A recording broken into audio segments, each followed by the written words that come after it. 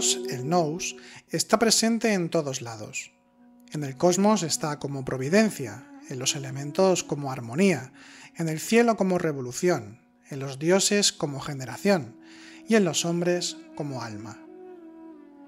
Esta cita pertenece al Tratado IX del Corpus Hermeticum y creo que evoca ya no solo un principio fundamental de la misma tradición hermética, del movimiento hermético, sino que también evoca un elemento fundamental de la espiritualidad universal, que es la consciencia, el ser consciente de la unidad de todas las cosas, de su presencia como tal, creadora, que en este caso es el nous, porque Dios es Theos, Dios es el uno, el nous es el espíritu, pero claro, son la misma cosa, que esto ya evoca semejanzas con los principios también del cristianismo con el tema de la Trinidad, porque luego también está el alma, tiene que ver con el neoplatonismo, en fin, que hay toda una tradición sapiencial que nos habla de esto, pero bueno, la cosa es que aparte de esto, parte de la unidad como tal, también habla de la generación o de la creación de todas las cosas y de que el principio espiritual, el espíritu, el soplo divino, está presente en todo lo que existe. Entonces, estamos hablando de inmanencia y de trascendencia.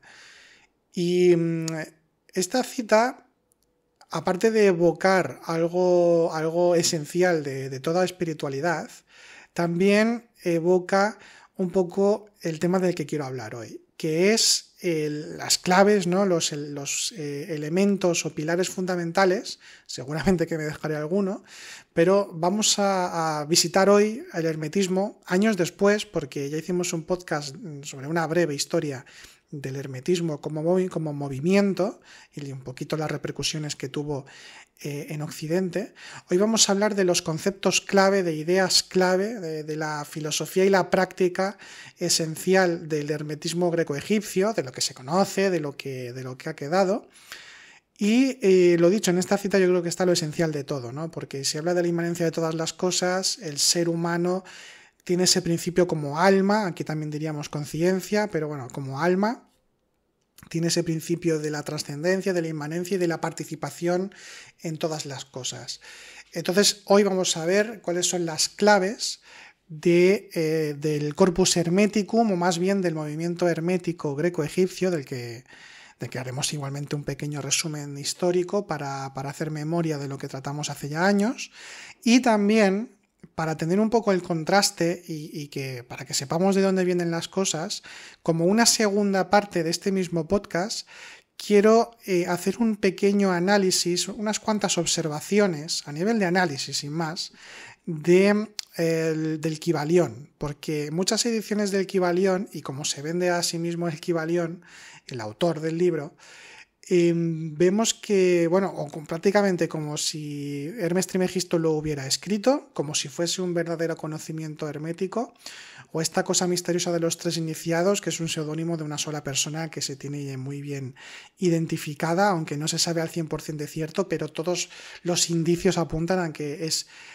un autor en concreto, como fue William Walker Atkinson, seguramente fue él, y veremos quién fue este autor, y así de paso pues conocemos un poco la historia reciente del ocultismo, de la pseudo-espiritualidad, y luego esto lo quiero matizar, así que vamos a ver un poco el contraste, pero primero vamos a lo esencial, que cuáles son las claves del hermetismo, y cómo ha repercutido en la espiritualidad occidental, porque junto al conocimiento egipcio y también al neoplatonismo, esas tres corrientes, hermetismo, Egipto y neoplatonismo, o filosofía platónica, pero sobre todo neoplatonismo, son tres pilares increíblemente importantes, más de lo que pueda parecer, de la espiritualidad en Occidente y de la constitución después de muchas vertientes sapienciales, incluso de los fundamentos cristianos, renovaciones del judaísmo y también del sufismo del Islam, que también están muy presentes. Bueno, sin más, me presento, mi nombre es Álvaro González y os doy la bienvenida a Sendero a la Nada, un podcast dedicado a la espiritualidad, el autoconocimiento y a todas aquellas cuestiones que nos ayuden a acercarnos un poco más a la realidad del espíritu. Os recuerdo que la semana anterior ya hice un vídeo y un podcast sobre el tema, pero os vuelvo a recordar que este mismo mes de junio hemos publicado el primer libro de la colección Sendero a la Nada, una colección en la que reunimos los temas principales que tratamos en nuestra escuela, que hemos tratado también en el podcast, algunas cosas de nuestros cursos. Lo que pasa es que ha sido reescrito, reelaborado en varios textos, porque hay algunos elementos nuevos, hay algunas reflexiones diferentes, así que no es un refrito, sino que son textos en realidad nuevos que aportan conocimientos nuevos sobre los temas tratados en esta colección. El primero se titula En busca de la sabiduría perenne, y el segundo ya está en marcha, donde hablo el valor de la palabra, el lenguaje sagrado, del silencio, en fin, de temas que habéis visto aquí, solo que plasmados en papel y remodelados también por nosotros, ¿no? Bueno, pues dicho esto, por cierto, os dejo el enlace al libro en la descripción, y dicho esto, comenzamos con el podcast. El movimiento hermético, que no el concepto como tal o la idea, porque la idea que tenemos hoy en día de hermetismo es muy posterior, nacería a partir de como mínimo el siglo XV-XVI, sobre todo el XVI, cuando se traduce el Corpus Hermeticum, Marsilio Ficino en Italia, y se extiende, y entonces el hermetismo, la palabra se convierte en un sinónimo de esoterismo, de conocimiento profundo de lo trascendente. Como movimiento nace aproximadamente en el siglo III antes de nuestra era, y los textos que tenemos a nuestra disposición actualmente, que es el Corpus Hermeticum, estos textos se estarían escritos por las investigaciones actuales, seguramente se fueron escritos entre el primer siglo y el tercero ya de nuestra era, pero como movimiento ya existía previamente. Y es un movimiento, como tantos de aquella Alejandría ya legendaria y mítica por muchas razones, pues una de estas razones sería justamente el sincretismo, es decir, el compartir, el intercambio constante y el nacimiento de nuevos movimientos sapienciales, filosóficos, científicos, en fin, de todo tipo. Y porque ahí tenemos, por ejemplo, a los judíos helenizantes o helenizados, que serían los primeros judíos que salen del marco puramente hebreo y se mezclan con el mundo alejandrino. Tendríamos también la filosofía griega que sigue su recorrido como tal, movimientos como el estoicismo y como el epicureísmo, muchos, que en realidad todo esto es mediterráneo, pero en Alejandría también tiene su propio desarrollo importante. Tenemos la aparición de lo que hoy en día se llama neoplatonismo, que es una etiqueta que en aquel tiempo evidentemente no existía, eran platónicos, pero sí que traen algo nuevo, sobre todo a partir de Plotino, como ya hemos tratado en algunas ocasiones.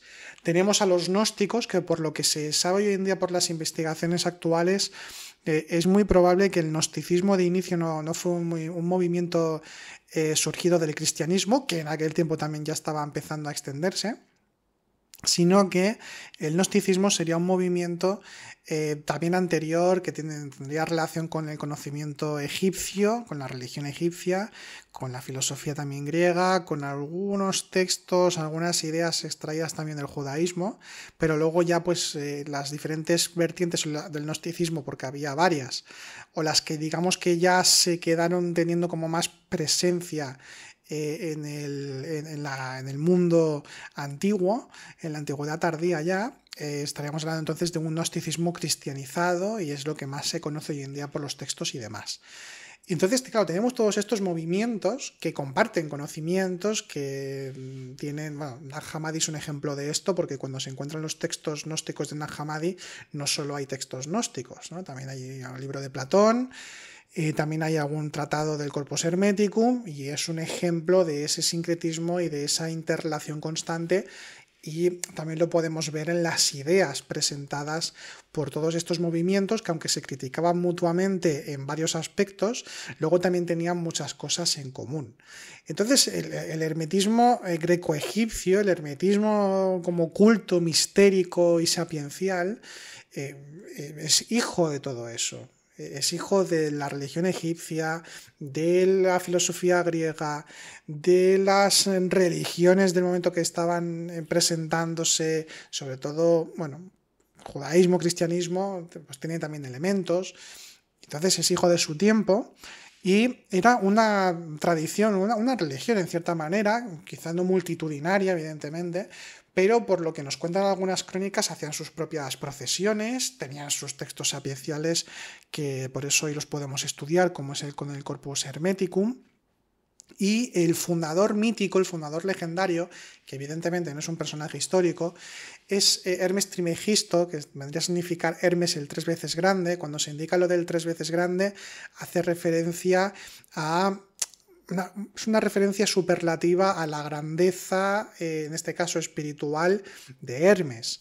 Por ejemplo, los egipcios a veces escribían 3 veces el nombre de alguien o una oración en concreto para evocarla de una forma fuerte. Ya se dice que el 3 crea, el 3 genera, por tanto es muy poderoso el 3 o el realizar 3 veces algunas acciones, y por eso en todas partes, realmente, prácticamente en toda tradición, pues se da este tipo de, por ejemplo, de oraciones o de movimientos o de prácticas o etcétera, que evocan 3 veces algo, ¿no?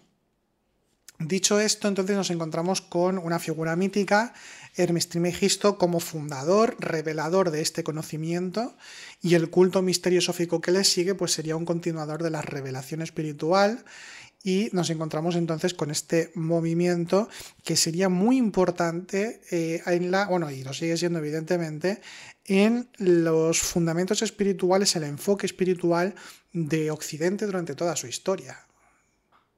Tal cual. Porque, o sea, de la historia, vamos a decir, de la historia ya pues de nuestra era, ¿no? ¿Por qué? Porque tendría mucha repercusión posteriormente, aunque desapareciera como movimiento, ya fuera porque hubo algún tratado, por ejemplo el Asclepio, que se tradujo al latín en los primeros siglos del cristianismo y entonces está en Europa durante bastantes siglos antes de que llegaran el resto de textos disponibles a partir del Renacimiento con las traducciones de Marsilio Ficino en el siglo ya XVI, como os digo. Y con la aparición de la imprenta pues se expande y demás. Luego también en el mundo islámico, ¿no? Los musulmanes los estudian, e incluso Hermes sería el profeta Idris, que también sería Enoc, y son como personajes, profetas muy emparentados con la sabiduría. El primer texto del que se tiene constancia de la tabla esmeralda, la famosa tabla esmeralda, es un texto que posiblemente se escribe por parte de los árabes en el siglo VIII, basándose en principios del hermetismo clásico. Y en definitiva tiene una fuerza y un impacto muy importante, porque luego más tarde, cuando ya lo traduce Marsilio Ficino y con la imprenta se extiende, hay varios o muchos movimientos herméticos u ocultistas, vamos a decir, ocultistas, tipo Rosacruces, masones y otros que aparecerían como derivados, el iluminismo, ya de más tarde, a partir del siglo XVII y XVIII, movimientos herméticos en general, que se diría hoy en día, y ocultistas, tienen como una fuente importante al Corpus Hermeticum. Entonces nos encontramos con algo esencial en la espiritualidad, en la historia de nuestra espiritualidad, junto con el conocimiento egipcio como tal y también con el neoplatonismo. Las 3 religiones en varios momentos de su historia beberían de estas fuentes, entre otras, porque no hay que olvidarse también los oráculos caldeos, el zoroastrismo, que también tendrán una repercusión en la Alejandría de aquel tiempo y en todas las tradiciones de aquí, y también por tanto del corpus hermético como de la religión hermética, pero la cuestión es que son 3 pilares muy importantes, los que he mencionado, de la espiritualidad. Entonces, por tanto, en este podcast, ahora ya vamos a empezar con las claves, ya hemos puesto un poco de contexto, las claves del hermetismo. Ya os digo que seguramente me he olvidado alguna, pero las claves del hermetismo nos van a ayudar a conocer mejor nuestra propia espiritualidad. en el sentido histórico y sapiencial, y de paso pues a reflexionar un poquito sobre estos mismos principios, ¿no? Porque vamos a hablar de ideas metafísicas, esotéricas, filosóficas, y por tanto también está esa parte, pero por otro lado está la reflexión de saber de dónde venimos. Entonces vamos a empezar con el primer principio, que no podía ser otro que justamente el que habla de la unidad. Entonces, uno de los primeros principios fundamentales, que por cierto lo vuelvo a repetir, al hablar de los principios fundamentales del hermetismo, en varios puntos vamos a hablar de principios fundamentales de la espiritualidad universal, tradicional con mayúsculas, pues uno de estos primeros, justamente universal también, es la unidad, la consciencia, el tener presente en la propia vida espiritual de cada miembro, ¿no?, del hermetismo, sería la consciencia de la unidad y trascendencia de Dios. Que también lo comento ahora esto, brevemente. La idea de Dios, de unidad, no es una invención de las tres religiones, no es algo que crean las tres religiones, que antes habría panteísmo y ahora ya tenemos unidad de Dios, un solo Dios, etc. No es así. No es así, sino que el principio uno, el principio unitario o un padre de los dioses o un principio uno que va más allá de cualquier otra creación, incluso dioses menores, por ejemplo, eso ha estado presente siempre y aquí tenemos un ejemplo de ello. Entonces, el hermetismo lo que proclama es la unicidad absoluta y trascendente de Dios. ¿Y qué sería Dios? ¿Qué es Dios? ¿Qué es Dios dentro de lo que se puede decir? Porque es, como ya sabemos, indescifrable e indecible, ¿no? No se puede describir de ninguna manera, ya forma parte del misterio y del silencio con mayúsculas, porque es el silencio con mayúsculas también. Pero en lo básico y en lo que puede ser dicho, es el principio, origen y fuente de todo. Es el punto original del que, bueno, y un punto sin periferia o un círculo sin periferia y una periferia sin círculo, sin origen, sin punto, podemos decirlo de las formas en que queráis, pero la cuestión es que es la trascendencia de la trascendencia. Entonces, esto es algo que se tiene presente en varios puntos, en varias citas. Aquí solo pondremos algunos ejemplos para no alargarnos mucho. Por cierto, aprovecho para comentar ya, os recomiendo la versión de Gredos, que se titula Los textos herméticos. Os recomiendo esa versión porque Gredos ha hecho las mejores traducciones de estos textos, que son pues maravillosas, ¿no?, hechas por grandes expertos y con una gran exhaustividad y profesionalidad, en el sentido de que no ha habido ningún tipo de invención extraña, sino que se han traducido los textos como se tienen que traducir, sin hacer añadidos ni cosas extrañas, como ha sucedido en algunos momentos históricos respecto a este tipo de textos. Entonces os recomiendo la versión de Gredos, de la editorial Gredos. Creo que está descatalogado, así que como está descatalogado, pues si buscáis un poco por internet es bastante fácil de encontrar por diferentes medios. Volviendo al tema de la unidad, vamos a leer una cita del Tratado 11 del Corpus Hermeticum, donde encontramos la siguiente descripción o idea sobre Dios, y dice lo siguiente: uno es Dios, que lo es verdaderamente, no el que lo es por apelación, sino por sustancia. En cambio, aquellos que no lo son por sustancia, sino por participación de la humanidad, se hacen pasar por dioses con abuso del nombre.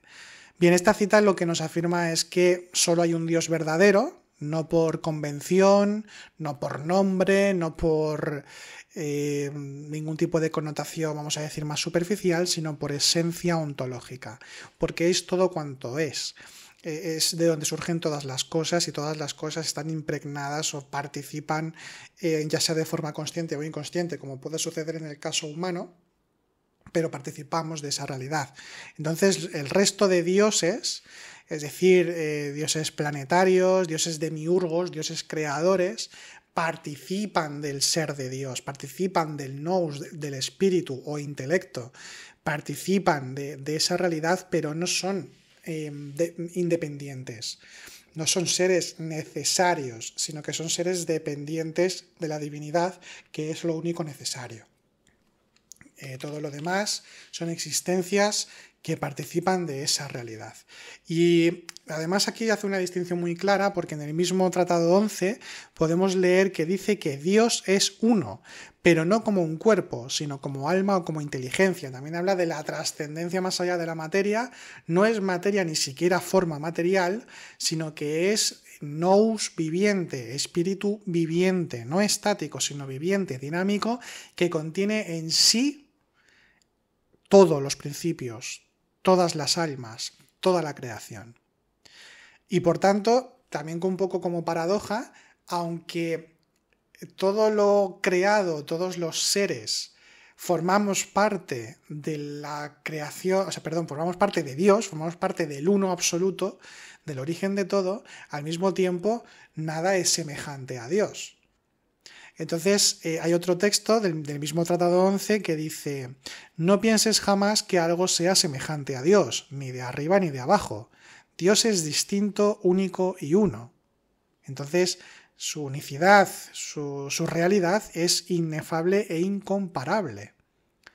Entonces aquí estaríamos hablando de ya una connotación apofática, ¿no? En el sentido de que no se puede describir, no se puede delimitar de ninguna manera, no tiene ningún modelo, o sea, no hay ningún modelo que pueda explicar verdaderamente lo que es Dios, pero es algo que es, y que es lo que es, y sin más.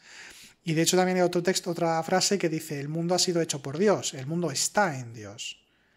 Así que, y aquí ya podemos ver que si os llego a decir que esto es una cita del Meister Eckhart, por ejemplo, seguramente que no podríamos distinguir, porque aquí ya vemos que el cristianismo va a estar presente, el hermetismo, ideas herméticas y de aquellos tiempos alejandrinos y mediterráneos van a estar presentes en las religiones posteriores. Entonces, esto es un ejemplo, pero sobre todo nos quedamos aquí con la idea del uno, ¿no? Principio de inmanencia trascendente al mismo tiempo, ¿no? Sería que Dios trasciende el mundo, pero lo abarca, lo informa y por tanto se dan ambas realidades. Es decir, no es que Dios esté dentro de nosotros, sino que nosotros estamos dentro de Dios, que es muy diferente. Y esto es algo que a veces creo que cuesta un poco comprender, porque se entienden las cosas al revés a veces. Porque cuando se habla de interior se habla de lo íntimo, pero claro, es como si lo quisiéramos ubicar en nuestro propio cuerpo y no funciona de esta manera. Incluso materialmente estamos dentro de Dios de todas maneras. Bien, entonces, bueno, pues ya tenemos una primera idea de que uno es Dios, ontológicamente ser es el ser, o tiene su ser, que al mismo tiempo es el ser de todo lo existente. Tenemos una trascendencia más allá de la materia, incluso más allá del propio nous. Tenemos una incomparabilidad, no hay nada semejante a Dios, al uno. Sería el uno neoplatónico, aunque a veces también sería nombrado de esta manera en algunos compases de los textos herméticos, también se le llamaría el uno. Y es la inmanencia, además ordenadora, de todas las cosas, porque genera todas las cosas y por tanto ya tiene esta connotación de armonizadora, ¿no? De creación armonizadora. Bien, el segundo punto, tenemos que esto también lo vemos en el neoplatonismo. Si Dios es la esencia de la esencia, el uno, el absoluto, el origen de todo, y no tiene ni siquiera presencia como tal, porque va más allá incluso de la presencia, en esa connotación apofática, ¿no? De lo inefable, de lo inasible, indescriptible, tiene su presencia, tiene ser, es el espíritu, el nous, ¿no? Entonces, el espíritu o nous es el mediador, entre Dios y toda la creación, pero ya no solo como mediador, sino que sería el generador de todas las cosas. Y esto lo encontramos en el Tratado primero, que dice lo siguiente: el nous, que es Dios, se unió al logos creador, que es el demiurgo. Es una forma de decirlo porque en realidad todo es la misma realidad. Pero lo que está diciendo es que el nous como presencia, como océano de presencia, como suelo decir, es lo que va a informar todas las cosas. Y esa información de todas las cosas, de las almas existentes, del cosmos como tal, del mundo manifestado, sería el logos en sí mismo. Sería el logos, que es el ordenador, ¿no? El que ordena todas las cosas, lo que da sentido y significado a todas las cosas. Entonces el nous es inteligencia ordenadora. Que esto en Platón también nos lo encontramos, y también en los neoplatónicos cuando definen lo que es el nous, porque como veis aquí es que comparten conocimientos. Si leéis algún tratado de las Eneadas de Plotino o de Proclo, de Jámblico, este tipo de conocimiento está presente, seguramente con sus propios matices, etcétera, pero en muchas cosas, en muchos puntos van a estar hermanados, porque es que es el mismo conocimiento en buena medida.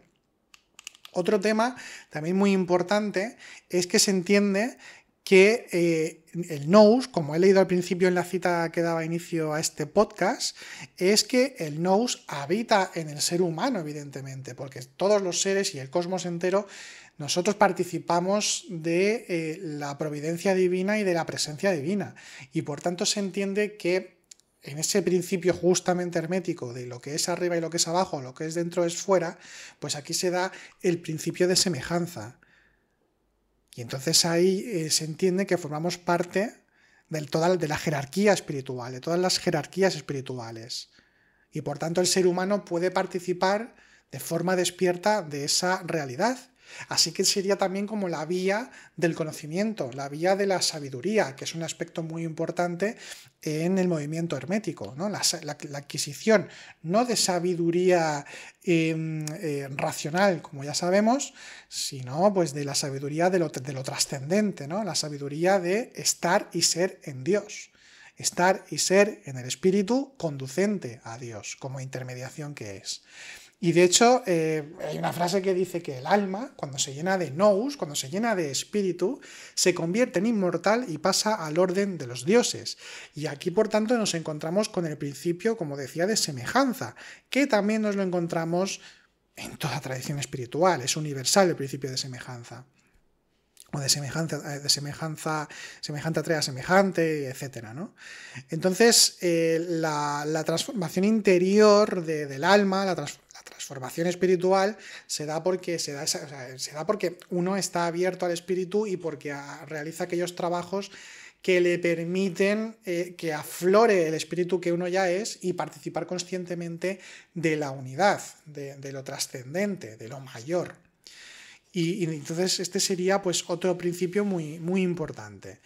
Luego, otro principio que aquí hay como puede haber algunas diferencias entre tradiciones, pero se entiende que hay una caída del alma y un olvido.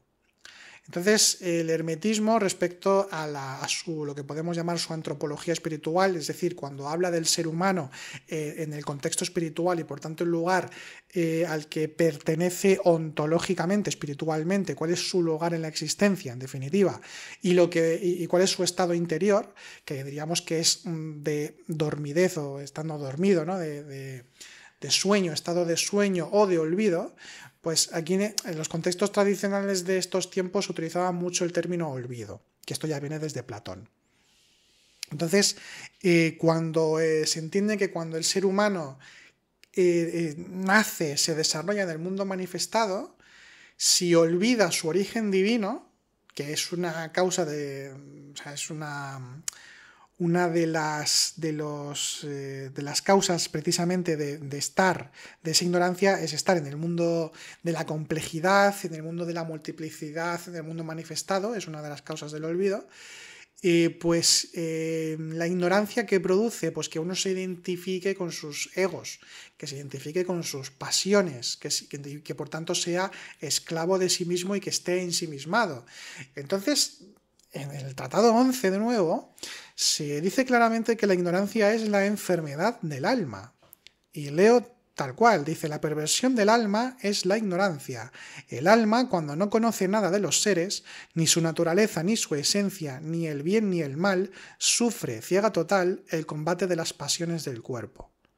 Entonces, aquí, el cuerpo también podríamos decir la propia psicología, ¿no? Lo que es la psique, es decir, aquello que está como aquella parte de nosotros que está como más apegada al mundo, como se decía antiguamente, concupiscente, ¿no? Pero bueno, sería como aquello que está más arraigado a los valores del mundo, a la corporeidad, a los apegos, a los deseos, etc.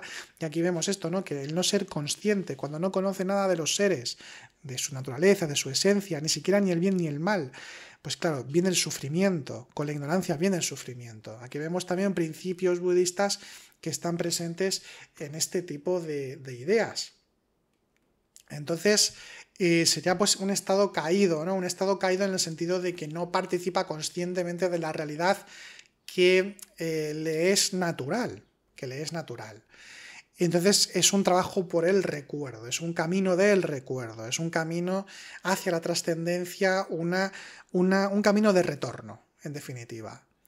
Entonces, también se entiende en el Corpus Hermeticum que el alma se hace esclava, por tanto, de lo corporal, y aquí lo dice tal cual, leo también textualmente, sirve de esclava a cosas que le son ajenas y corruptas, se refiere al alma, y carga el cuerpo como un fardo, no se gobierna, sino que es gobernada.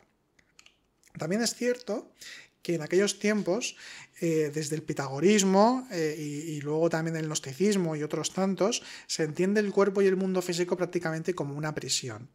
Cosa que aquí no compartimos, porque entendemos que todo es sagrado y nosotros al menos nos consideramos más no dualistas, que se diría hoy en día, que no quiere decir que en el hermetismo no se fuera también no dualista en buena medida, porque vemos que el principio trascendente 1 está presente en toda la enseñanza, pero aquí sí que hay una distinción muy clara entre espíritu y materia, prácticamente como una antítesis casi irreconciliable, ¿no? Entonces aquí sí que cambia un poco pues, este concepto de la realidad del cuerpo o de la misma psique y del alma y del espíritu.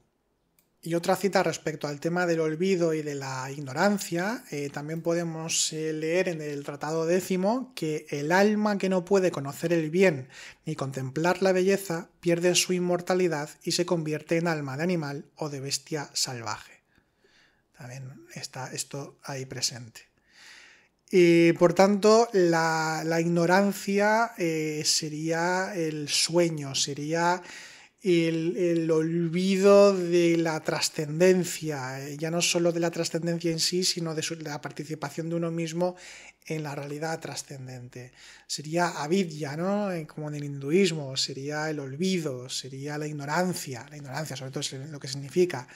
Y por tanto sería uno de los grandes motivos, o si no el principal, de por qué estamos en este estado de sueño, que es por olvidar quiénes somos realmente. Entonces, este es otro principio, y lo que hay que hacer es pues, volver a contemplar a Dios, recuperar ese recuerdo, es decir, recordar anamnesis, como en el platonismo, y en el neoplatonismo también, y la gnosis, que sería pues, el conocimiento trascendente que nos allega a las formas o a las realidades, principios divinos.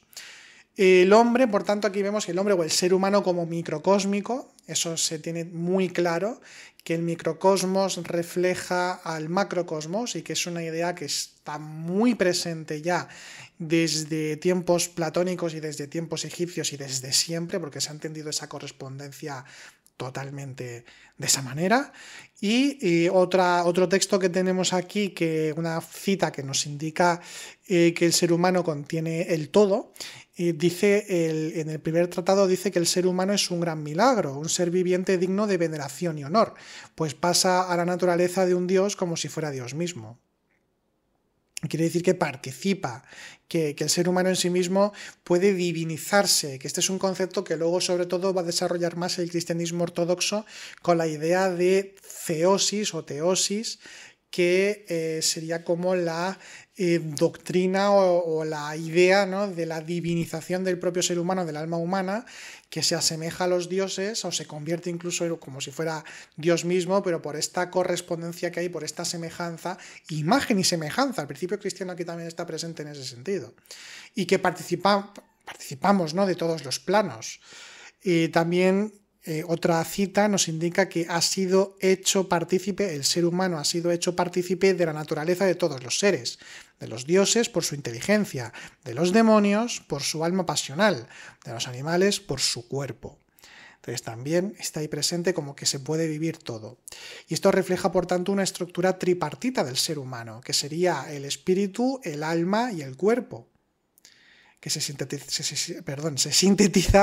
de esta manera. Entonces tenemos el nous divino, ¿no? La semejanza con los dioses, luego tenemos pues el alma, que aquí en parte sería la memoria y el olvido, también los impulsos o egos, pero también los valores y lo consciente, digamos que sería como la intermediación entre cuerpo, entre materia y espíritu, sería el alma, que puede ser convertida hacia lo espiritual, y luego tenemos el cuerpo, que ya ves la propia materialidad, incluso aquí también en este contexto hermético, la animalidad o lo más instintivo, lo más devenido en nosotros, pero que conforma todo lo que somos. Y por tanto seríamos mediadores. En el Asclepio leemos que el hombre es como un vehículo entre lo creado y lo increado, entre el cielo y la tierra. Por tanto, nuestra naturaleza es fundamentalmente mediadora, es una de sus características más importantes. Seríamos como una especie de pontífices naturales, ¿no? Que también se diría, como constructor de puentes, ¿no? Que es lo que significa pontífice. Entonces seríamos esto esencialmente en una buena medida. Y luego tenemos el conocimiento, la gnosis, ¿no? Como vía de retorno a Dios, que aquí se emparentaría con principios importantes dentro del culto o de la tendencia a la corriente gnóstica. Y es que el conocimiento espiritual es el eje de la salvación, que también es un término que se utiliza, o de la iluminación dentro del hermetismo. Y tenemos un texto, aquí tenemos el tema de la intuición, del reconocimiento de lo unitivo, de esa búsqueda, ese anhelo de lo trascendente, pues tiene mucha relación con el conocimiento. Y aquí lo dice también tal cual, porque se indica que el conocimiento de Dios es el don de Dios, y es por medio de él como se hace divino el ser humano. Esto es algo que se tiene en cuenta, ¿no? Que es algo muy importante para el desarrollo espiritual. Sería entonces la gnosis como tal, que no hay conocimiento únicamente especulativo o racional, sino que la gnosis verdadera es un don divino con el que el ser humano puede purificarse interiormente de sus apegos, de su ignorancia, de sus deseos, etcétera, de sus pasiones, de sus egos y demás, y entonces a partir de ahí se da la trascendencia, se da el verdadero conocimiento o sabiduría. Y ahí sería el momento en el que el alma se hace inmortal. Cuando se llena de nous, de espíritu, ¿no? Cuando se llena de nous, se convierte en inmortal y pasa al orden de los dioses. Se diviniza el alma, y por tanto se tiene que dar esa inmortalidad del alma, esa divinización o transformación radical, luminosa del alma, se da por participación. O sea, el alma asciende al plano divino cuando se ilumina por el espíritu, y esa transformación es renacimiento espiritual. Y eso es la gnosis, lo que te da la gnosis, y eso es la gnosis en tanto sabiduría trascendente. Y ese principio que siempre se tiene en cuenta, que es que quien se conoce a sí mismo ha llegado al conocimiento del universo. O sea, ahí está ese adagio hermético de conócete a ti mismo, aquí nos lo encontramos de forma clara, y que ya desde los primeros textos de Platón se tiene muy presente esa idea, ¿no? La luz de la gracia, la luz divina, ¿no? la inscripción de Delfos, el jnana de las corrientes hindúes, que es el conocimiento trascendente, la marifa, etc. Entonces es otro de los principios importantes dentro de la tradición hermética, ¿no? Y de la que beberíamos históricamente después a lo largo de los tiempos, en todas las tradiciones. Luego, la práctica de la virtud. No hay tradición espiritual que no tenga como uno de sus pilares la práctica de la virtud, de la piedad, que a veces también se llama. Entonces, claro, la virtud aquí se entiende incluso como semillas divinas, ¿no? O sea, viene a decir el Corpus Hermeticum que las semillas de Dios son pocas, pero grandes y bellas. La piedad, el conocimiento, la continencia y la justicia. Entonces, eso también es interesante, porque sería como la práctica de la virtud, la inmersión en la gnosis divina, la capacidad de poder contenerse, es decir, de tener templanza, de tener la justa medida en el ser, en el actuar, en el decir. Eso también es práctica virtuosa y por tanto también estar en la justicia, en la armonía cósmica, en lo que debe ser y no puede ser de otra manera, que es un principio que veremos pronto. Entonces eso está ahí presente. Ya tenemos ahí la noción de participar de la armonía cósmica. Cuando uno asume el conocimiento, cuando uno asume la vida espiritual transformadora, no está fuera del mundo, sino todo lo contrario, participa conscientemente de la realidad y por tanto una de las connotaciones que tiene importantes aquí es el participar y contribuir para que se mantenga la armonía divina, que esto tiene una clara resonancia con el principio de Ma'at en la religión egipcia, que el acto virtuoso y el vivir virtuoso se decía tal cual, que era hacer y decir Ma'at.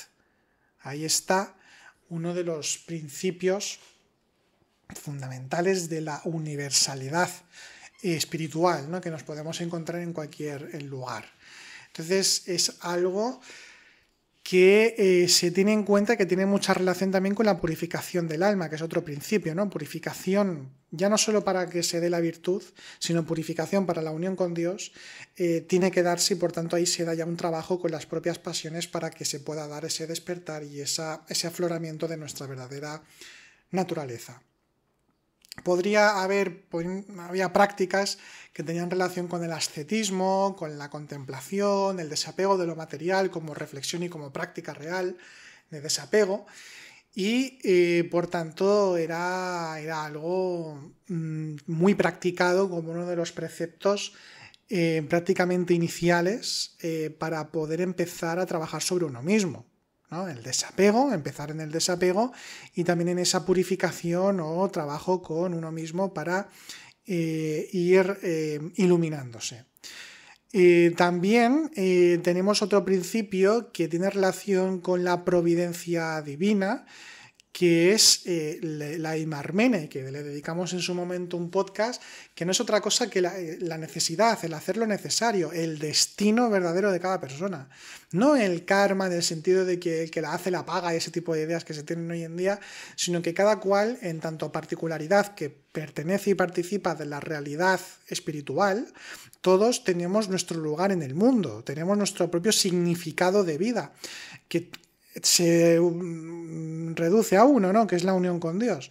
Pero eso está presente de una forma muy clara en toda tradición espiritual. Se tiene en cuenta que cada uno tiene su propio papel, que tiene su propia función dentro del cosmos, ¿no?, del gran esquema de la creación, del gran libro de la creación o discurso divino, como se dice, ¿no?, como se estipula dentro de las religiones del libro o religiones de la palabra, se habla de ese discurso divino, ¿no?, al que uno pertenece, tiene uno que descubrir qué palabra es y cuál es el lugar que le corresponde dentro del libro.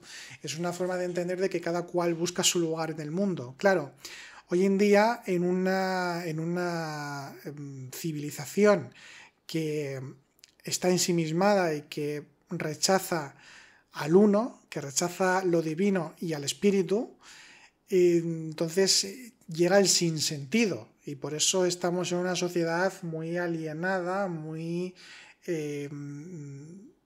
carente de significado en general. Y claro, esto trae pues consecuencias pues muy negativas para cada individuo.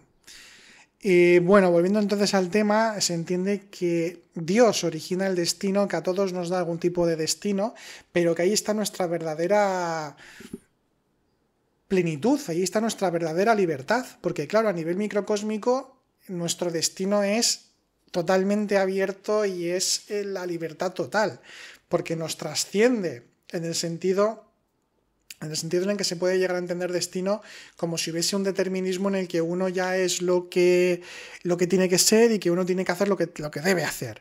Pero no se tiene que entender de esa manera como cuando en una cultura determinada nos dan un papel por ser hombre o mujer o por ser de una clase social determinada o una casta, sino que aquí estamos hablando de la propia esencialidad, que nuestro destino es ejercer realmente lo que somos.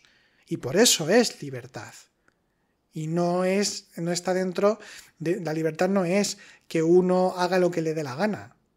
La libertad es ser responsable de quién es uno y ejercerlo. La libertad es hacer florecer aquello que uno ya es, como alma o como conciencia. Ahí está el quid de la cuestión con este tema. Entonces esa es la himarménica, esta frase que en su momento la dijimos en el podcast, no recuerdo ahora si era quizá de Séneca o Cicerón, no recuerdo ahora, pero que viene a decir como que el destino guía a quien quiere y arrastra a quien no quiere. A eso me estoy refiriendo. Entonces, eso también se puede trascender, ¿no? Se entiende que el alma es capaz de sobrepasar su propio destino cuando trasciende todo esto, de las leyes universales y de la rueda de la necesidad, ¿no? El ananke, ¿no? que se dice. Entonces es un punto que se tiene presente, pero es una forma de entender que incluso en nuestro camino de unión hacia Dios se trascienden todas las formas y todas las leyes universales incluso. Pero mientras tanto estamos en ellas, ¿no? Estamos en ellas. Tenemos otro principio, y ya vamos terminando con estos principios de los que estamos hablando en este apartado, que es entender que el cosmos mismo es templo viviente. También se entendía a nivel de Egipto, ¿no? Como más localmente, pero se puede entender que el templo del cosmos, que además es el título que le puso Jeremy Nadler a su libro sobre Egipto, y extrae ese título del Corpus Hermeticum, y es que el cosmos es el templo viviente, es el templo del orden, es el lugar del espíritu, el espacio sagrado en definitiva, y por tanto se entiende que el ser humano, si vive en la sabiduría, si participa conscientemente del templo, quiere decir que está participando de la liturgia sagrada, que participa de la liturgia cósmica. Se entiende de esa manera. Entonces se dice, ¿no?, que observa la belleza del orden de los 7 cielos y cómo su curso eterno los mantiene jóvenes y vigorosos, en el sentido de cómo el orden celeste es expresión del espíritu, evidentemente. Tenemos un principio más, que son las prácticas espirituales del hermetismo. Uno es la oración, y por tanto el diálogo y la expresión, y que tiene relación también con la purificación del alma, pero el diálogo y la conexión directa con la divinidad. Dice el Corpus Hermeticum que el que ha conocido al Creador le alaba con oraciones y lo glorifica con himnos. Es una expresión, entonces hay oraciones que son expresadas en el mismo Corpus Hermeticum, que están ahí para quien quiera orar a partir de este conocimiento. Entonces son acciones ya no solamente de súplica, que alguna hay, sino también de celebración, de glorificación de Dios, de glorificación por la gnosis, de glorificación por lo trascendente. Entonces es una forma de elevar al alma y de estar en diálogo y orientarse interiormente, a partir también de la contemplación, pues en la realidad trascendente en definitiva. Luego también tenemos la purificación ética y la ascesis, es decir, la purificación a partir del dominio y comprensión o transformación de las pasiones en virtudes, ¿no?, de los egos en virtudes, el desprendimiento o desasimiento de lo sensible, cultivo de las virtudes divinas, la continencia, ¿no?, el ser justo, hacer y decir ma'at en palabras egipcias. Luego tenemos también la meditación, ¿no?, contemplar el mundo, ¿no?, contemplar la belleza del mundo, la belleza del cosmos, considerar atentamente su hermosura y por tanto pues contemplar la naturaleza. La meditación sagrada, ¿no?, de participar conscientemente del cosmos en sí mismo, es decir, una participación natural en la existencia. Y ahí se da la gnosis, el despertar interior del espíritu, ¿no?, del conocimiento unitivo que nos asemeja a los dioses y a Dios con mayúsculas. Y ahí se da entonces, por tanto, la identificación con el todo. Dice el Corpus Hermeticum prácticamente como viene a decir que sé tierra, sé mar, sé cielo, antes de nacer, joven, viejo, muerto, más allá de la muerte, ¿no? Se entiende que hay una expansión interior, un despliegue interior más allá del propio cuerpo y de la propia alma actual, por el principio de inmortalidad que ya hay en nosotros. Así que bueno, nos encontramos por tanto con una vía esotérica, iniciática, una vía que busca el allegarse a principios espirituales para unirse a Dios, y vemos que por tanto tiene unas connotaciones muy importantes en la tradición occidental con mayúsculas. Y además, teniendo en cuenta que la figura de Hermes Trismegisto, porque además es que se entendía así, porque cuando se habla de la cadena áurea, cuando en las diferentes épocas se ha hablado del linaje legendario en grandísima medida, pero el linaje del conocimiento trascendente espiritual, el eslabón inicial es Hermes Trismegisto. En otras épocas, o según algunos otros autores, anterior sería Zoroastro, pero ha sido muy habitual que sea Hermes Trismegisto. Así que está presente en toda nuestra historia. Bueno, pues espero que os haya parecido de interés estos principios y que podáis asemejarlos con todo el acervo, ¿no? Y compararlo con el acervo que tenemos en las diferentes vías, corrientes filosóficas de la historia de la espiritualidad occidental, y podemos también ver esa universalidad sapiencial que se encuentra en todas partes, en varios de los puntos, por no decir en todos, pero bueno, vamos a decir que en muchos de los puntos ahí tenemos esa universalidad del conocimiento. Bien, pues ahora vamos a pasar a la segunda parte de este podcast. Vamos a hacer un análisis teniendo en cuenta todo lo dicho, así que os sugiero que tengáis en cuenta todo lo que hemos hablado en esta parte del podcast para luego poder compararlo con lo que vamos a hablar del Kybalión. Así que vamos a pasar a la siguiente parte.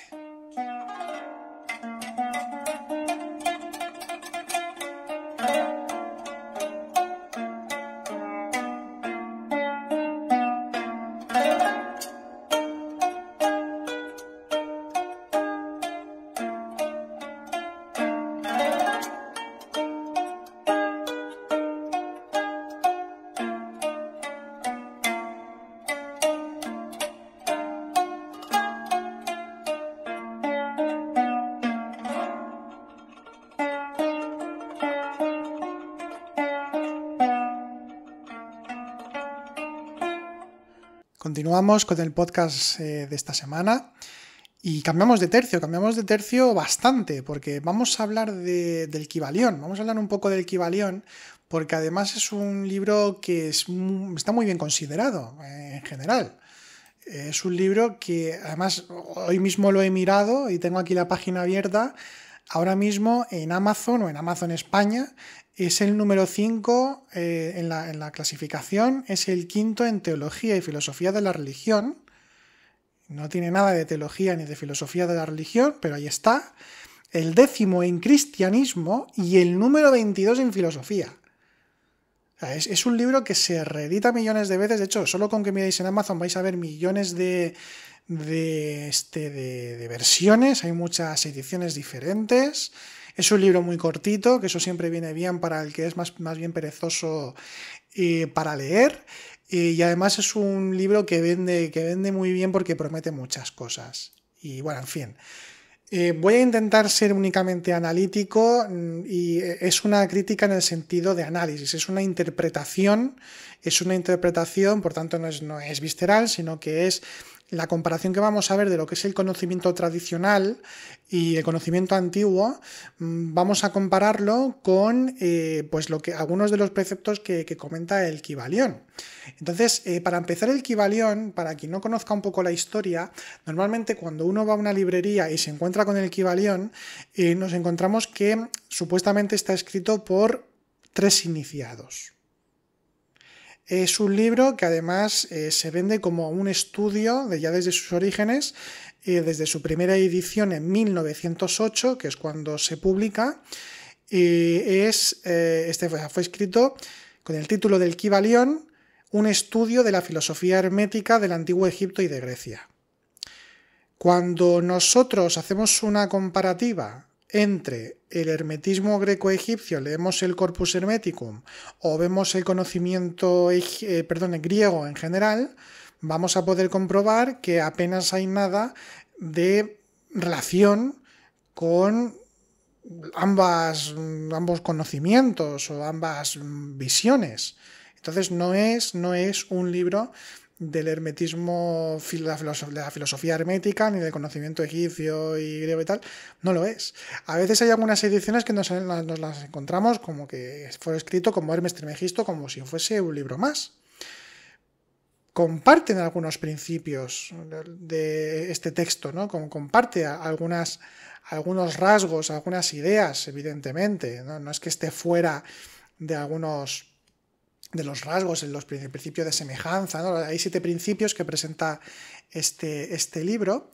Pero antes de hablar de los 7 principios de los que habla el Kybalión, primeramente hay que decir que Kybalión no significa nada. O sea, Kybalión puede sonar a palabra griega antigua, pero no significa nada. No hay ningún tipo de etimología o, vamos, no está reflejada en ningún texto conocido y luego no tiene ningún tipo de etimología y que yo sepa, en el mismo Kybalión no explica qué significa Kybalión. O sea, que no, en fin.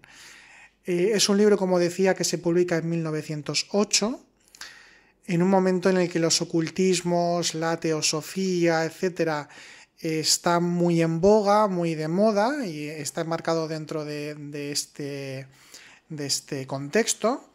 Fue publicada por la Yogi Publication Society, que viene del templo masónico de Chicago. Entonces es un libro que es muy masónico y que hay en las escuelas masónicas se considera que es un libro que está muy bien. Es un libro que se escribe en Estados Unidos y muy probablemente el autor es William Walker Atkinson.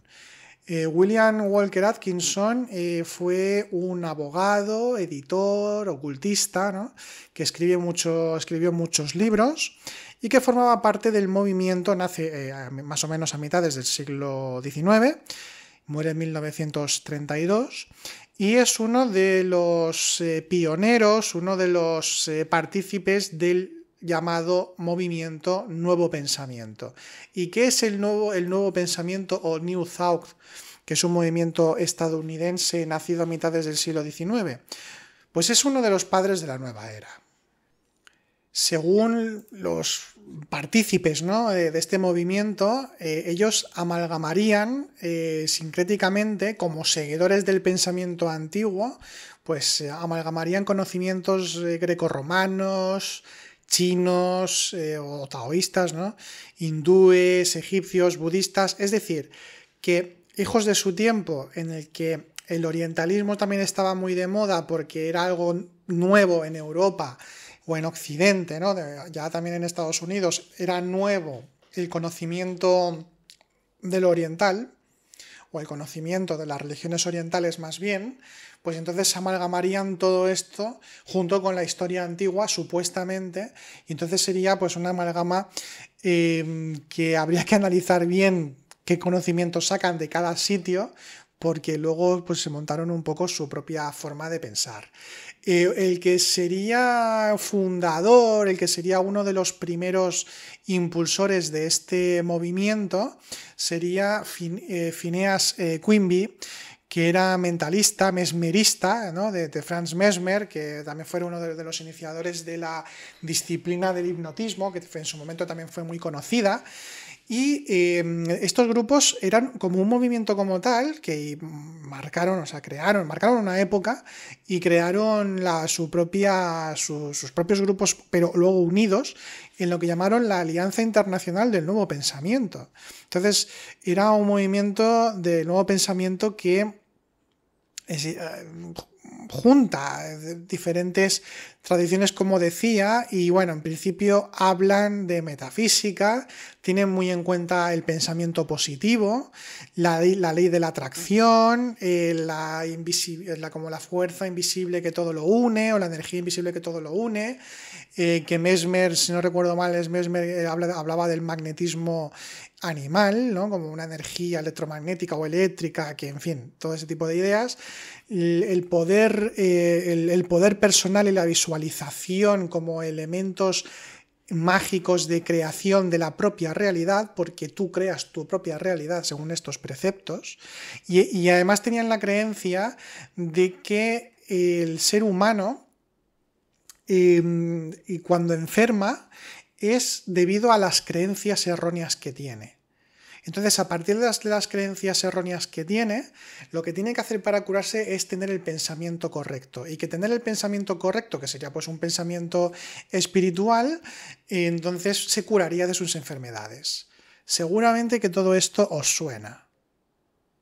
De libros que parece que traen novedad y que se han escrito hace 30 años o 25 o 20, o más en algunos casos, ¿no? Años 80 también, con personajes como, por ejemplo, Louise Hay.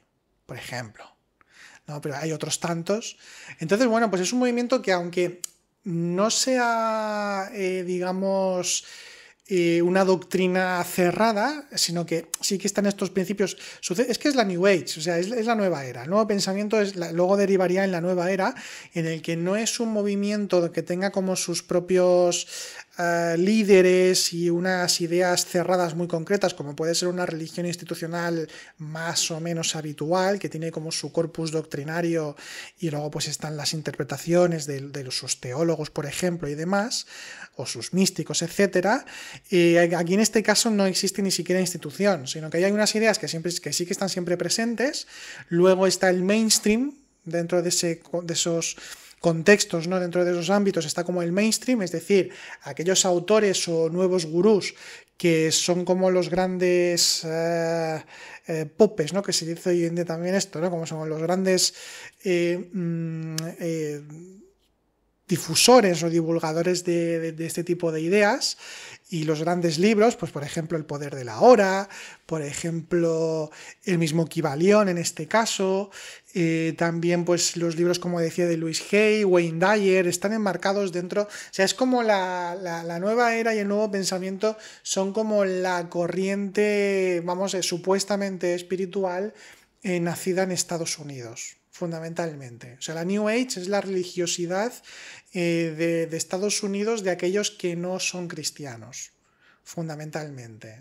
Así hablando un poco grosso modo, porque evidentemente en Estados Unidos hay mucha diversidad religiosa, porque es un país con mucha diversidad cultural. Pero en el sentido del occidental promedio, la nueva era, el psicologismo, ¿no? La psicología también está ahí metida, evidentemente, y desde luego es un movimiento que, como decía William James, que fue uno de los primeros autores importantes, ya no solo psicólogos, sino comentaristas, ¿no? Filósofos de la religión, pues también habla un poquito el movimiento del nuevo pensamiento, al que también lo llama movimiento de curación mental, ¿no? Le llamaba de esta manera, movimiento de curación mental, porque era uno de los preceptos más importantes. Lo que pasa es que, lo dicho, luego hubo como diferentes movimientos a lo largo de su historia, algunos que se cristianizaron más, otros que eran más bien seguidores de Swedenborg, ¿no? Del profeta del norte, que le suelen llamar, que sería pues este místico visionario que tuvo pues una serie de revelaciones espirituales y que lo plasmó, y se formó un movimiento que tuvo una gran repercusión a partir del siglo XVIII, que es cuando sucede todo. Tenemos la Iglesia de la Ciencia Divina, la Iglesia de la Unidad, la ciencia religiosa. Hubo muchos movimientos, pero que luego en sí mismo pues estaban unidos en muchos casos. Tenemos textos, por ejemplo, este autor, que aquí viene el autor del Kybalión, que es William Walker Atkinson, que forma parte de este movimiento, escribe muchos libros con varios seudónimos, con esa idea de que está hablando de conocimientos antiguos, y él, por ejemplo, este autor escribe Vibración del pensamiento, la ley de atracción en el mundo del pensamiento. Por ejemplo, escribió más de 100 libros con todas estas ideas, y luego también más adelante se escribirían libros en el nuevo pensamiento, se escribirían libros, por ejemplo, pues para hacerse rico, el buscar hacerse rico a través del pensamiento positivo y de ciertas formas de pensamiento para el tema de los decretos, las afirmaciones. Todas estas cosas vienen de ahí y tienen apenas algo más de 150 años. Todas este tipo de ideas, que ahora se venden como novedosas, desde hace unos 30 años o por ahí, se venden como novedosas o se venden como la nueva espiritualidad y se venden como si fuese esto la gran novedad. Rhonda Byrne, o como se pronuncie, con el libro del secreto. Todo esto viene de esa amalgama de conocimientos o de nuevas creaciones en el que lo que importa más es el individuo, que esto ya es fruto de la modernidad, lo que importa es el individuo y lo que puede hacer respecto a la realidad para conseguir su propio bienestar psicológico y también corporal. Que sí que van a decir o van a tener principios fundamentales, como por ejemplo que la verdadera identidad del ser humano es divina, que el espíritu es la realidad última, que Dios es el todo, que el pensamiento divinamente sintonizado, como dicen ellos, es una fuerza positiva para el bien, pero esto sería, pues, bueno, en realidad es una tergiversación de lo que es la imaginación creadora, y tienen pues ese tipo de pensamientos que luego ya os digo que como no tiene una institución, no es una institución como tal, pues tendría como sus propias derivaciones y que serían realmente antitradicionales. Y de verdad que lo afirmo, que esto no es algo que únicamente me lo saque yo de la manga. Si hacemos un análisis, por ejemplo, del Corpus Hermeticum o de lo que los neoplatónicos más importantes dijeron, o de lo que era la espiritualidad egipcia, o de lo que la filosofía griega o de un Parménides o de un Heráclito, de todo lo que decían, lo comparamos con lo que nos dice el Kybalión o lo que el nuevo pensamiento que luego se convierte en la nueva era hablan, lo que promulgan, vamos a ver que hay una diferencia muy importante en sus elementos. Entonces, en el caso del Kybalión se habla de 13 principios, de 13, no sé por qué he dicho 13 ahora, de 7 principios. Se habla de 7 principios que son los siguientes. Principio del mentalismo, en el que se dice que el todo es mente, el universo es mental.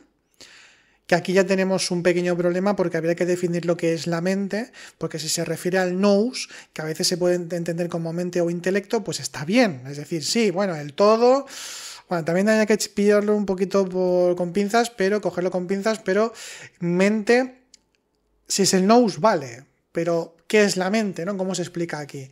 Luego también está el segundo principio, el principio de correspondencia, como es arriba, es abajo, como es abajo, es arriba. Entonces habla del tema de la semejanza, el tema de la relación directa entre el macrocosmos y el microcosmos. Luego también el principio de vibración, en el que todo se mueve, todo vibra. ¿Vale? Pues también está bien. Ya os digo que los 7 principios, pero luego está el cómo se emplea. Luego está el cómo se describe todo esto y para qué y con qué finalidad. Luego tenemos el principio de polaridad, en el que aquí se habla de que todo es dual, aquí habla básicamente de la unión de los opuestos y de que los extremos se encuentran, etc. El principio del ritmo, de que todo fluye hacia afuera y hacia adentro, de que todo se mueve, de que todo es dinamismo, ¿no? Porque la vida es espíritu en movimiento, en definitiva.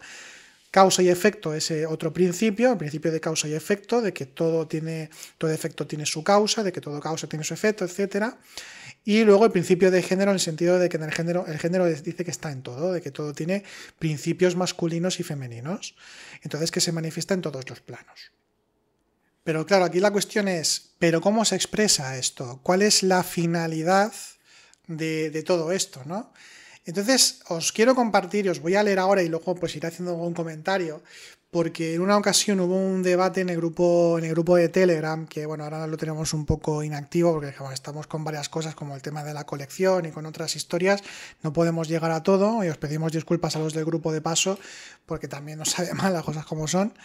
Pero bueno, hicimos hace un tiempo, no hace tanto, pero hace un tiempo ya, que estuvimos teniendo un pequeño debate sobre la valía del Kybalión como libro espiritual o no. Entonces, bueno, decidí releer un poquito el Kybalión, porque hacía años que lo había leído, pero no me acordaba de varias cosas, de muchas, la verdad, pero me refiero de varias cosas de lo importante que enseña este libro.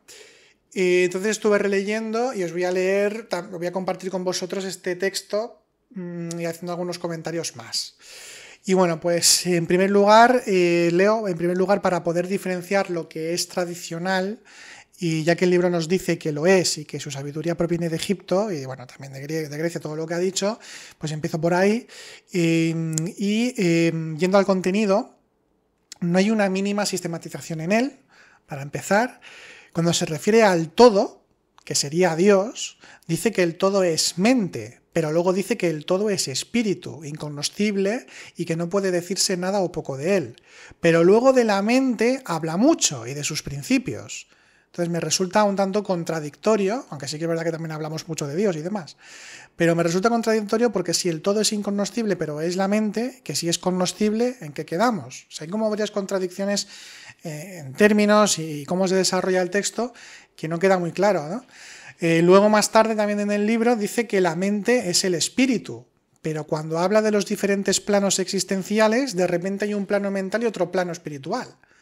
Entonces, si la mente es el espíritu y el espíritu es la mente, el plano mental y el plano espiritual serían lo mismo, pero aquí los mencionan como distintos.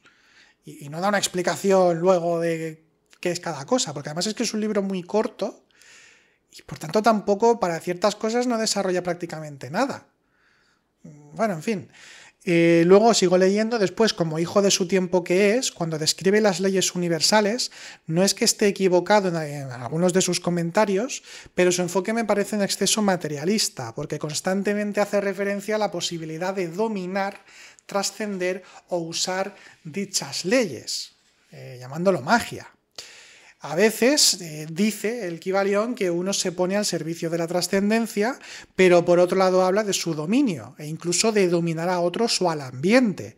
Y esto lo dice textualmente, lo vamos a ver. Y aquí el enfoque es totalmente diferente al de la tradición.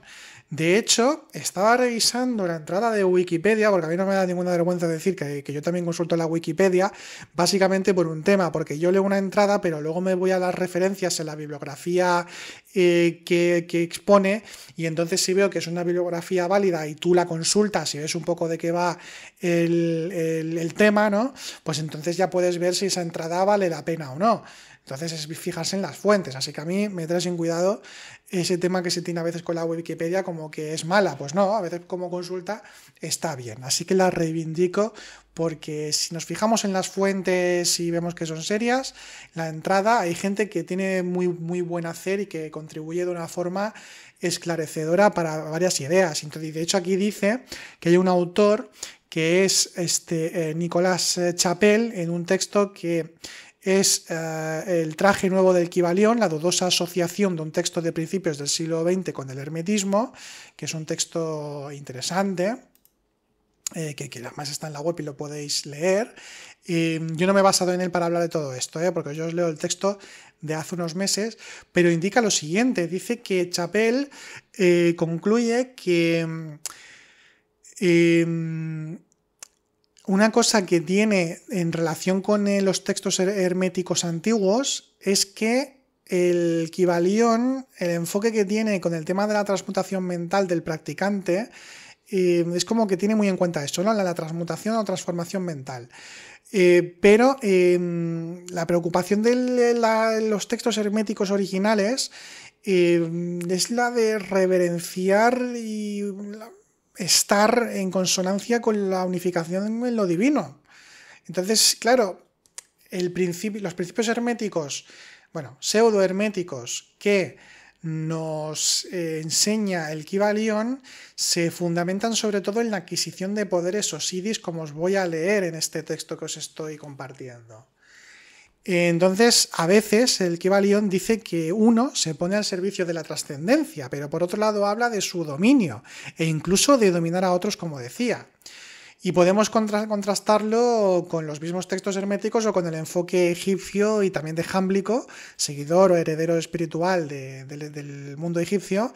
Y es que en Egipto, como hemos visto en algún podcast, la magia no era un poder o un conocimiento que se adquiría, sino que era la Heka, la magia, era ponerse en consonancia con ese dios, con el dios Heka, y que estaba muy emparentado con Maat, con el principio de la armonía, y que el verdadero mago o teurgo es el que se asemeja al dios y entonces puede entrar en su dinámica divinal para poder ejercer la magia. Es como recibir el permiso del dios para poder realizar el acto mágico. Entonces no es una cuestión de dominio o trascendencia de las leyes universales como tales, aunque hemos leído en el Corpus Hermeticum que se habla de trascender incluso el propio destino, en esto las leyes universales, pero en el sentido de unificación con Dios, porque el principio uno no desaparece, y aquí nos encontramos entonces con una magia que sería de dominio.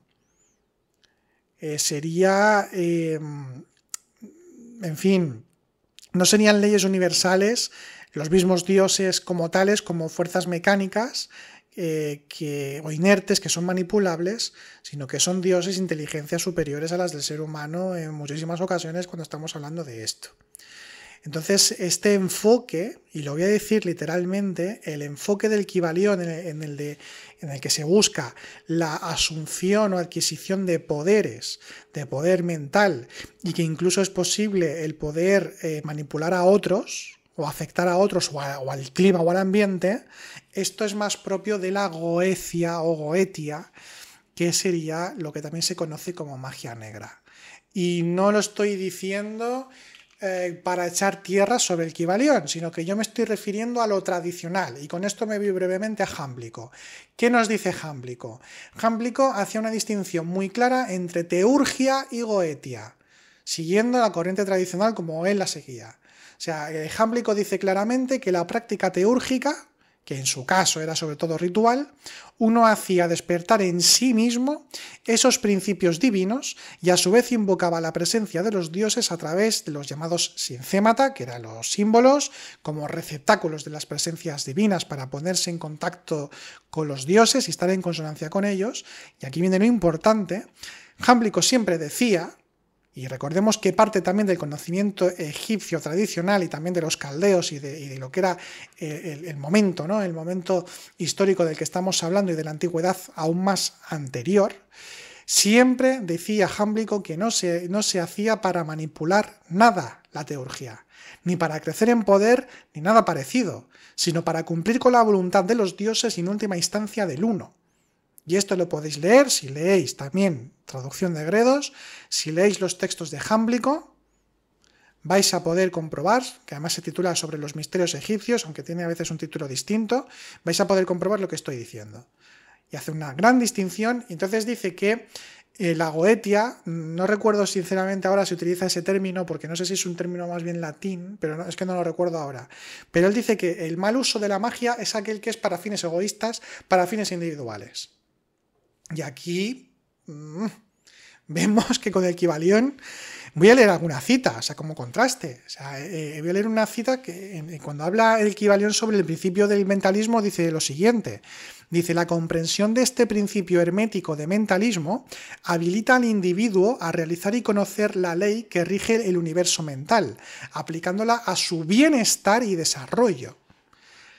En la espiritualidad no se busca el bienestar. Que me defina qué es el bienestar. Tendríamos que saber a qué se refiere con bienestar. Porque en el nuevo pensamiento hay un momento en el que se llega a decir que el que es pobre, del mismo modo que el que es enfermo, se dice que es por culpa de sus creencias. Por tanto, una persona enferma, cuando está enferma, siempre tiene que pensar en que hay algo que está creyendo mal, y a lo mejor, y eso todavía te puede enajenar más.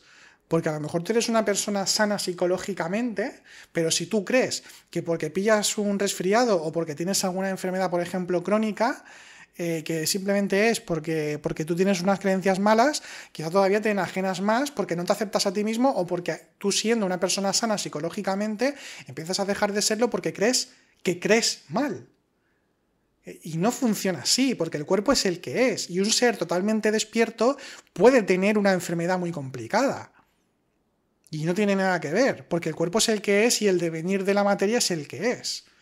Y por mucho que nos cuidemos también el cuerpo, la alimentación, ese tipo de cosas, no es sinónimo de ser espiritual, a eso me refiero. Porque, insisto, el cuerpo es lo que es y tiene su propio desarrollo. Y sí que es verdad que uno, pues haciendo ejercicio o alimentándose de cierta manera, pues puede mantenerse, pero no es un sinónimo de espiritualidad. Y luego más adelante en el tiempo, el nuevo pensamiento, con el tema este de la riqueza, con el tema del secreto, con este tipo de historias, y del pensamiento positivo, llegan a decir que el que es pobre es lo mismo, porque es una persona que prácticamente se lo merece porque no tiene los fundamentos o los conocimientos apropiados o la virtud necesaria incluso para poder ser rico, porque es un sinónimo. Y esto, ¿sabéis de dónde viene? Esto viene del protestantismo, porque la New Age y el Kybalión y todo esto también es hijo del protestantismo, porque el protestantismo desde sus inicios considera que el trabajo bien hecho, al que materialmente le va bien, es un reflejo de que está haciendo la obra divina prácticamente. O sea, el que es rico es aquel que está siguiendo con los principios de la Biblia, con los principios cristianos, de la mejor de las maneras, y por tanto ser rico es sinónimo de ser pues alguien que tiene la gracia prácticamente. Es uno de los preceptos que el protestantismo, que luego tiene su complejidad y sus derivaciones y lo que sea, pero es uno de sus preceptos y que va a continuar con la creación del capitalismo, porque el capitalismo también pues tiene como ese fundamento ahí. Y luego en la New Age y en el nuevo pensamiento nos volvemos a encontrar otra vez con algo muy parecido, porque fijaos que en la New Age una de las cosas que es como una contradicción en ella misma, pero una de las cosas que se busca es el tema de decretar, como se suele decir, y de buscar, y con el tema del pensamiento positivo y ese tipo de historias, es también pues el conseguir lo que uno quiere. Ya puede ser la pareja perfecta, o ya puede ser el trabajo perfecto, o directamente dinero, lo material, como algo que forma parte de un bienestar espiritual. Entonces, claro, en esta palabra, aplicándola a su bienestar y desarrollo, ¿cuál es ese bienestar? ¿Qué desarrollo? Me gustaría que el libro me lo explicase un poco más esto también, a qué se refiere. Y sigue diciendo el Kybalión: el estudiante de la filosofía hermética puede emplear conscientemente las grandes leyes mentales en vez de usarlas por casualidad o ser usado por ellas. Con la clave maestra en su poder, el discípulo puede abrir las puertas del templo del conocimiento mental y psíquico y entrar en el mismo, libre e inteligentemente. Parece que es como que hubiese que desarrollar una especie de astucia, y entonces el no ser usado por las leyes universales, porque somos usados por las leyes universales cual títeres, pero no, tenemos que ser gobernantes, que esto es otra cita que vamos a ver pronto. Es algo que es totalmente distinto a los principios fundamentales de la espiritualidad, donde no se busca eso, se busca la unión con la divinidad. Se busca la ayuda a todos los seres. Y aquí es lo contrario. Hablamos del individuo y que no sea esclavo de las leyes universales, leyes mentales, y que por tanto uno tiene que ser libre e inteligentemente salir de eso. Bien, yo no sabía que las leyes universales son enemigas nuestras y que hay que combatirlas o no ser utilizado. Entonces aquí, claro, ya vemos que es psiquismo, que es el intento de adquirir poderes. Otro ejemplo, otra cita. Dice lo siguiente: una perfecta comprensión de este principio habilita al estudiante hermético a controlar sus propias vibraciones mentales, así como las de los demás. Ojo, hago énfasis en esto adrede, porque aquí nos está diciendo que ya únicamente te haces capaz de controlar tus propias vibraciones mentales, que aquí sería casi como un sinónimo de espirituales, sino también las de los demás. Y sigue diciendo, los maestros también emplean este principio para conquistar los fenómenos naturales. El que comprenda el principio vibratorio ha alcanzado el cetro del poder, ha dicho uno de los más antiguos escritores, que me gustaría saber quién fue, pero bueno. Varias veces, además, durante todo el Kybalión, varias veces dice lo de afectar a los demás o conquistar fenómenos. La pregunta es, ¿para qué? ¿Para qué? Porque a mí me resultó, cuando hice la revisión otra vez del libro, me resultó curiosa esta insistencia en más de un comentario. Y no dice si esto está bien o está mal. Y otro comentario en el que dice, es posible cambiar o transmutar las vibraciones de odio por vibraciones de amor, en la propia mente y en la mente de los demás, lo que es considerado como lo más importante por los hermetistas. Bien, como es un tema de nomenclatura, hay alguna cosa que puedo aceptar para con uno mismo, lo de cambiar, transmutar las vibraciones del odio en vibraciones de amor, es decir, de ubicarse en el amor universal, de ubicarse en los principios divinos, etcétera, etcétera, para estar en consonancia con el amor, y entonces, pues a partir de ahí esto es importante como principio espiritual. Pero en la propia mente y en la mente de los demás, ¿por qué otra vez en la mente de los demás? Porque además esto sería violar el libre albedrío de la persona. ¿Por qué queremos afectar a la mente de los demás? Es que a mí me llamó mucho la atención esto, que en varias ocasiones habla de eso, de afectar a los fenómenos naturales y de conquistar o de afectar a los demás de alguna manera, ¿no? Otra cita, en una palabra, el arte de polarizar se convierte en una fase de la alquimia mental, conocida y practicada por los antiguos y modernos maestros herméticos. La perfecta comprensión de este principio capacita para cambiar la propia polaridad, así como la de los demás, si uno se toma el tiempo y estudia lo necesario para dominar este arte. Pero ¿por qué quieres cambiar a los demás? ¿Qué es lo que quieres hacer? Y más adelante, otra vez, se insiste con el tema de escapar a los efectos de las leyes o a neutralizarlas, e incluso a ponerlas al propio servicio. Leo, esta cita es un poco más larga. Dice, los hermetistas han descubierto este principio encontrándolo de aplicación universal y han asimismo descubierto ciertos métodos para escapar a sus efectos, mediante el empleo de las fórmulas y métodos apropiados. Emplean para ello la ley mental de neutralización. No pueden anular el principio o impedir que opere, pero han aprendido a eludir sus efectos hasta un cierto grado que depende del dominio que se tenga de dicho principio. Saben cómo usarlo en vez de ser usados por él. En este y en otros parecidos métodos consiste la ciencia hermética. Ya os digo que esto es falso. Leed los textos clásicos y luego me comentáis si se parecen en algo a esto que está aquí explicando Atkinson en este libro. Sigue diciendo, el maestro se polariza a sí mismo en el punto donde desea quedarse, y entonces neutraliza la oscilación rítmica pendular que tendería a arrastrarlo hacia el otro polo.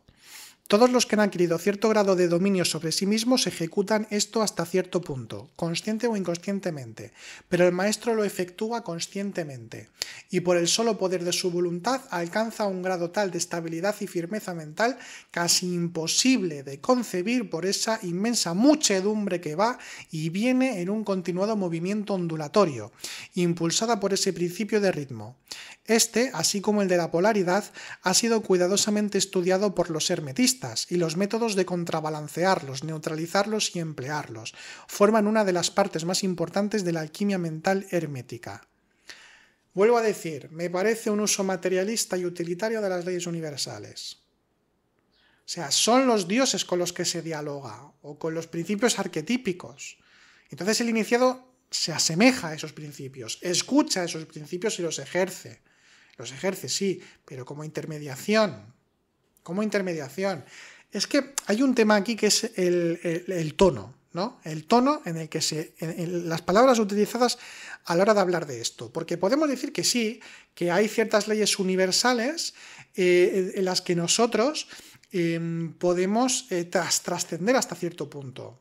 Es decir, por ejemplo, cuando Boris Moraviev habla de la ley general, que dicho así brevemente, habla de la ley general cuando define pues, lo que es el mundo, las influencias del mundo. Las influencias del mundo que nos mantienen arraigados a sus normas, a las épocas, a los contextos, a la personalidad, a todo esto, ¿no? Es decir, el apego al mundo en sí mismo, a la cultura, en fin, a lo que uno hace, etc. Y eso es una ley que tiene su propia función. Y entonces el espiritual lo que hace es, en su trabajo interior, lo que hace es salirse de esa ley y se pone bajo la ley de excepción, que le llama Moraviev, que es la ley de las influencias espirituales más directas. Es el poner la mirada hacia Dios para unirse a su realidad. Pero no se hace desde una postura egoísta, o no se hace desde una postura como de neutralizar, de ponerla al servicio de uno, de no ser usado. Son como términos que no están en consonancia con los principios espirituales que se han presentado siempre, ¿no? Que se han descrito siempre. Y luego también hay un tema que ya es una cuestión, vamos a decir, más de gustos personales, pero me parece un uso de expresiones que las usa mucho el Kybalión, de hablar de la muchedumbre o la masa para referirse a los que no conocen estos arcanos, ¿no? Estos misterios, que es muy propio del ocultismo, es muy propio de la masonería, de los rosacruces, de las derivaciones que hubo después, del ocultismo de un Anton LaVey, de la Golden Dawn, de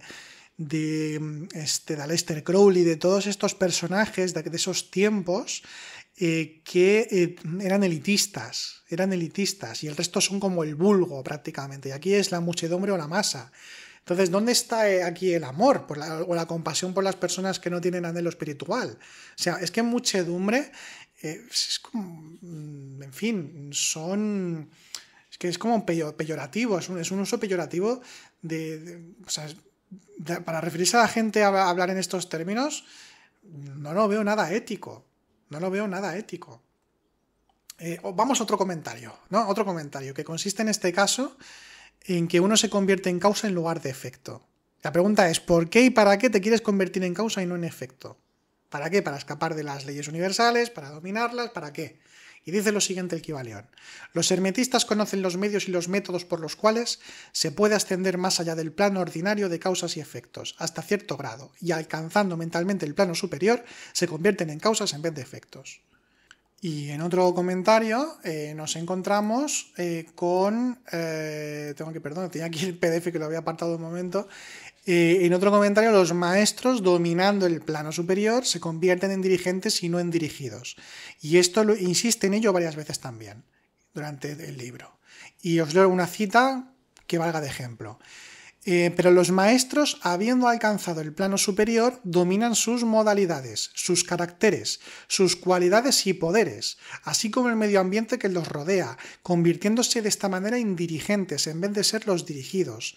Ayudan a las masas y a los individuos a divertirse en el juego de la vida, en vez de ser ellos los jugadores o los autómatas movidos por ajenas voluntades. Utilizan el principio en vez de ser instrumentos. Bien, ¿por qué un maestro quiere ayudar a la masa o a los individuos a divertirse en el juego de la vida? ¿Qué significa divertirse en el juego de la vida? Y además dice aquí, en vez de ser ellos los jugadores o los autómatas movidos por ajenas voluntades. ¿Qué quiere decir? Que aprenden a manipular a los demás y que al menos se diviertan en el juego de la vida. ¿Qué concepto es divertirse en el juego de la vida? ¿Qué significa esto? Es una forma poética, a lo mejor, de hablar de que sean más espirituales, a lo mejor, si pensamos un poco bien. A mí me resulta como un tanto inquietante este tipo de... Claro, es que yo lo siento por las personas que a lo mejor os gusta el Kybalión, que a lo mejor escuchéis esto, pero es que si analizamos ciertas expresiones y la forma en cómo desarrolla todo esto, estamos hablando de un ensimismamiento y de una definición de lo que es un maestro que no corresponde con la idea de maestro en las tradiciones espirituales serias, tradicionales, valga la redundancia, en la que se hablan de cosas tan diferentes, de la compasión, se habla de tantas Es que es inquietante este libro realmente, ¿no? Es una cosa, pero claro, ¿qué sucede? Que como por otro lado promete cosas o como que vende el dominio, vende el poder, vende el conocimiento, vende este tipo de cosas, que luego, por cierto, no entrega, solo habla de la posibilidad de, prácticamente, o sea, no dice nada tampoco que sea un arcano que convierta a nadie en un verdadero mago de nada, por ejemplo. Entonces, no sé, es como bastante inquietante este tipo de enfoque, ¿no? Luego también dice, bueno, sí, utilizan el principio en vez de ser sus instrumentos. Pero ¿por qué yo quiero utilizar una ley universal y para qué?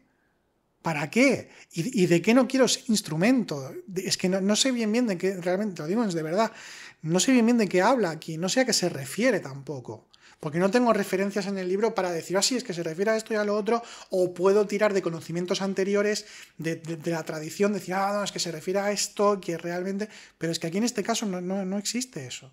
Luego también dice, los maestros obedecen a la causalidad de los planos superiores en que se encuentran, pero prestan su colaboración para regular y regir en su propio plano.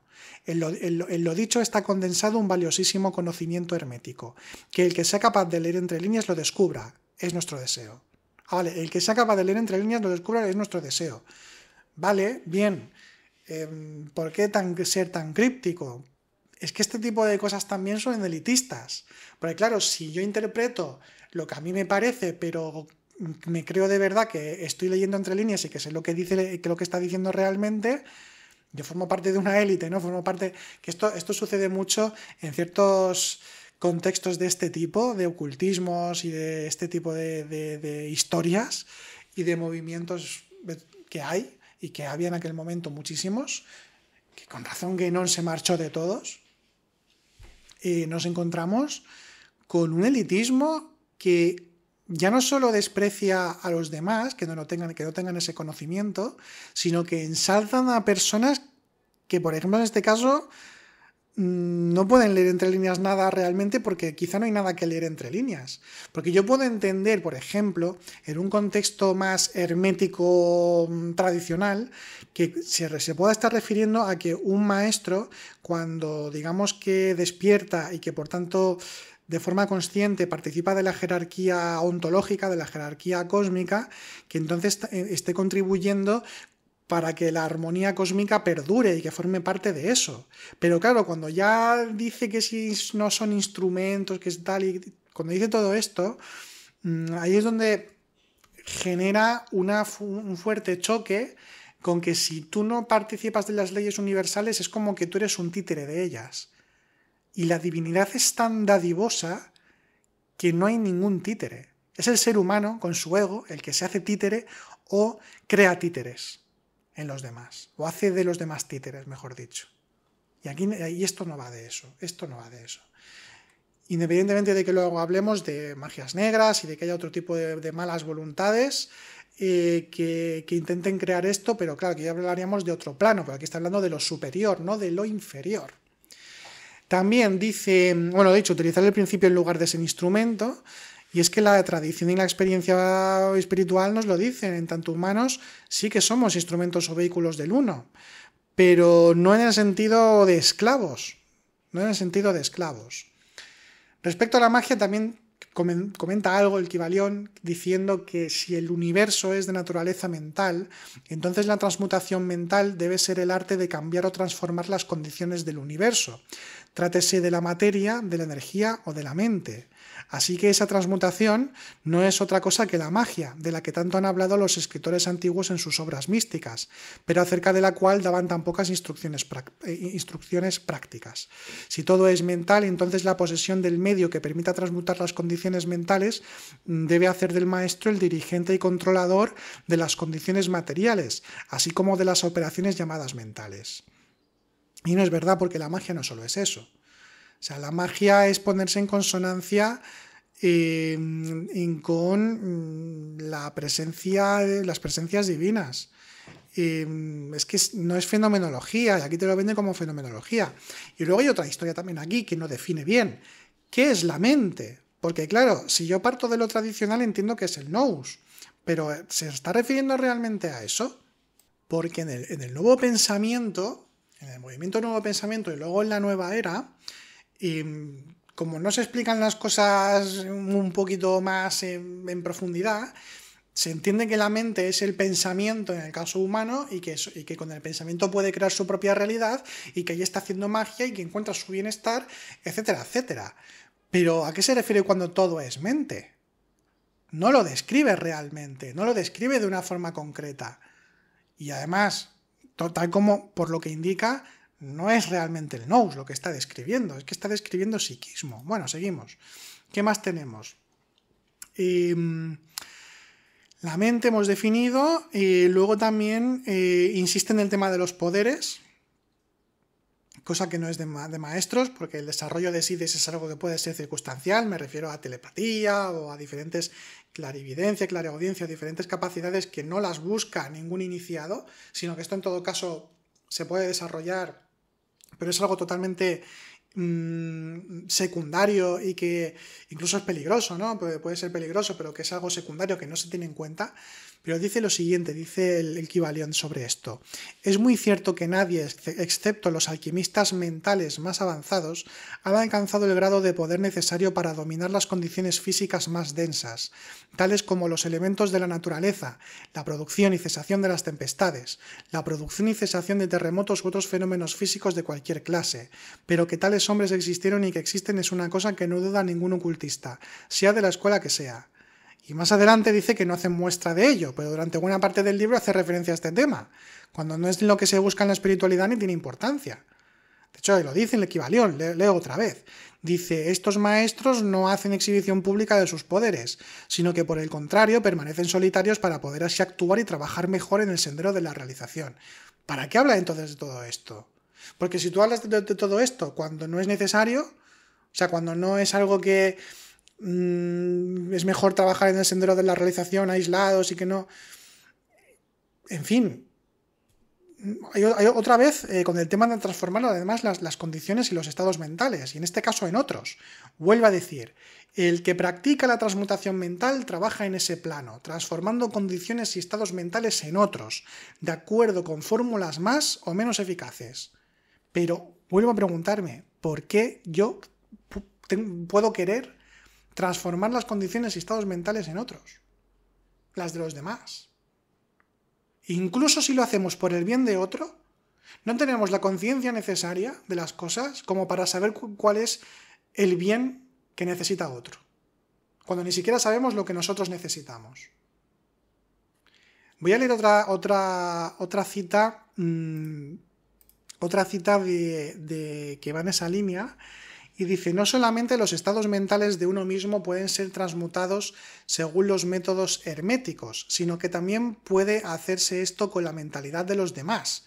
Y efectivamente todos sufrimos transformaciones mentales de cualquier índole, inconscientemente, por lo general, pero a veces conscientemente, cuando comprendemos algo acerca de las leyes y principios que los rigen, y sobre todo cuando los demás ignoran los medios de protegerse a sí mismos. Muchos estudiantes de mentalismo, le llama mentalismo, saben que las condiciones materiales dependen de las mentes de los demás y pueden ser transmutadas y cambiadas de acuerdo con los deseos de la persona que quiere modificar sus condiciones de vida. Se ha hecho esto tan público hoy en día que no creemos necesario mencionarlo en detalle, siendo nuestro propósito únicamente el de mostrar la acción de este principio hermético que se oculta tras todas esas varias formas de operar, buenas o malas, porque la fuerza puede ser empleada en ambas direcciones, de acuerdo con el principio hermético de polaridad. Vale, aquí lo que yo comentaba antes de lo que promulga el nuevo pensamiento. O sea, es la mentalidad de uno la que provoca el cómo está en sus condiciones materiales. A ver, hay hasta cierto punto una parte de que es cierto, de que según el tipo de vida que tú tienes, pues entonces sí que puedes, digamos, aspirar a unas condiciones o a otras de vida. En eso estamos de acuerdo.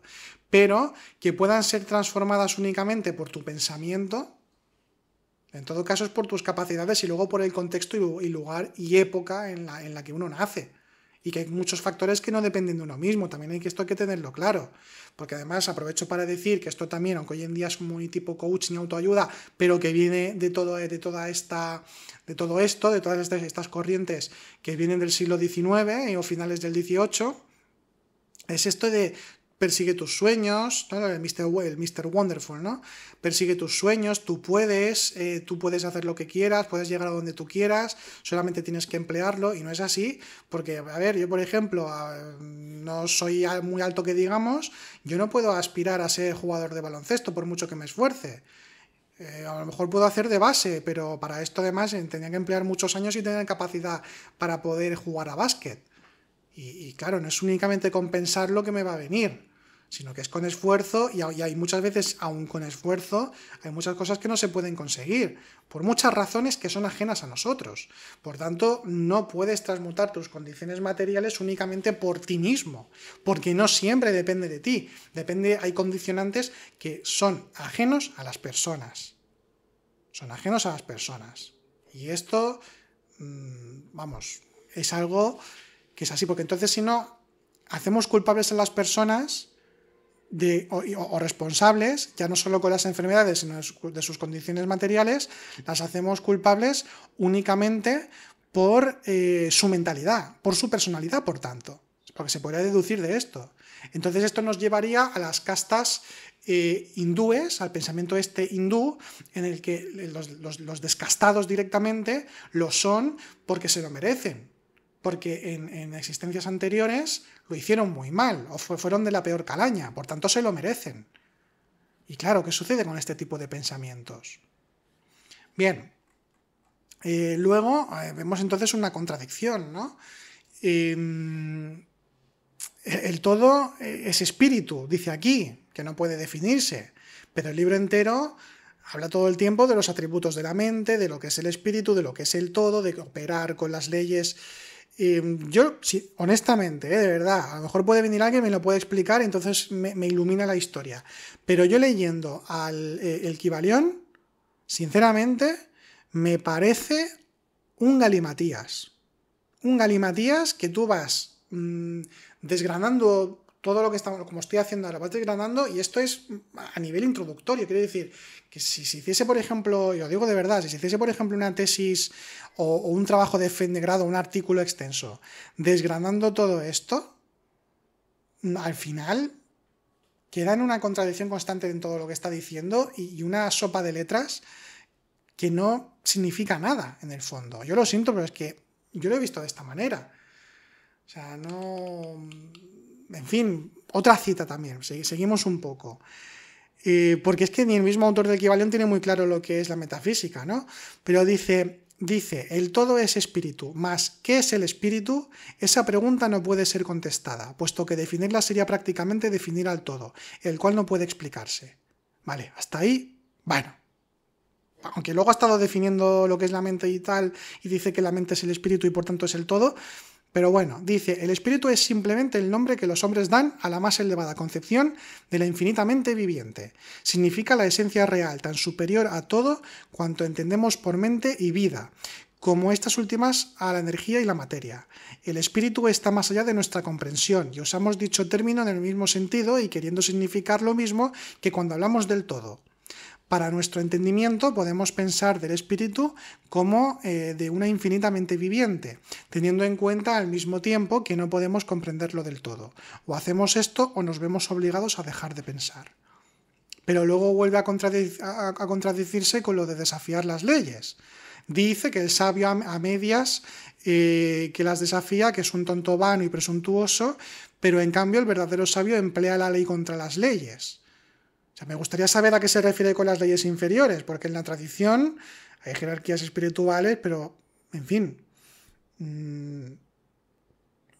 es que os lo voy a leer. Sinceramente, es que yo creo que se puede apreciar porque no me estoy escondiendo. Vuelvo otra vez con el tema del Kybalión y me quedo un tanto anonadado de ver todo el cúmulo de contradicciones, de explicaciones a medias, de no tener una sistematización para definir verdaderamente lo que es cada cosa. Se basa en unos principios, pero falta algo metafísico, como una jerarquía metafísica, una serie de hipóstasis, como te presenta cualquier sistema, desde una trinidad cristiana pasando por un árbol de la cábala, o también todos los panteones que también son como los árboles cabalísticos, como una explicación metafísica de la realidad. Aquí simplemente los principios estos, pero que, en fin, no habla metafísicamente de nada. También dice: el sabio a medias, reconociendo la irrealidad relativa del universo, se imagina que puede desafiar sus leyes, no es más que un tonto vano y presuntuoso que se estrellará contra las rocas y será aplastado por los elementos en razón de su locura.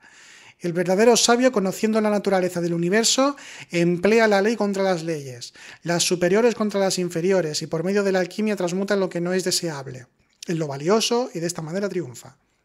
La maestría consiste no en sueños anormales, visiones o imágenes fantasmagóricas, sino en el sabio empleo de las fuerzas superiores contra las inferiores, vibrando en los más elevados.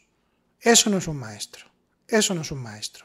Un maestro es un asistente de la divinidad que en alguna de las modalidades en la que le es correspondiente, por su particularidad en tanto conciencia particular, entrega un conocimiento o algún tipo de influencia espiritual para que las personas que tengan anhelo espiritual puedan tener una puerta abierta hacia la trascendencia. Por tanto, un maestro es en todo caso una entrega, un sacrificio, un amor que se entrega para que los demás puedan despertar. Por tanto, la maestría no consiste en el sabio empleo de las fuerzas superiores contra las inferiores y haciéndolas como vibrar en estadios más elevados. Es tan materialista, tan de búsqueda de poderes, y yo lo siento, pero de un desconocimiento de la experiencia espiritual, que no comprendo el éxito de este libro. No lo puedo entender. No lo puedo entender. Lo puedo entender por la promesa que hace, porque parece que te da un arcano, un secreto, y que te da un conocimiento que te va a llevar a la trascendencia. Pero yo lo siento, pero no. Creo ya que con esto es suficiente, O sea, ya lo dejamos aquí. Esto es muy hijo de su tiempo, porque además se puso muy de moda el tema de